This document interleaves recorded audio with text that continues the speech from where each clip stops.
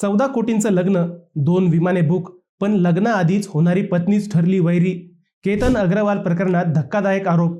लग्नाची तयारी सुरू होती, कोट्यावधींचा खर्च ठरला होता. 2 मोठ्या व्यावसायिक कुटुंबामधील हा विवाह सोहळा अत्यंत थाटामाटात पार पडणार होता.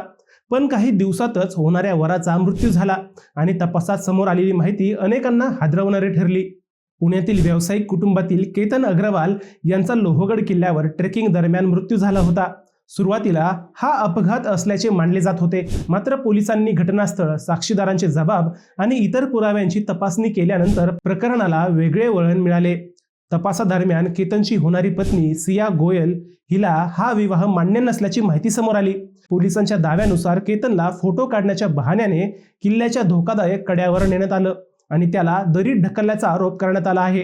तांत्रिक पुरावे, मोबाईल लोकेशन आणि चौकशीच्या आधारे पोलिसांनी या प्रकरणात सियासह 8 जणांविरोधात गुन्हा दाखल केला असून पुढील तपास सुरू आहे.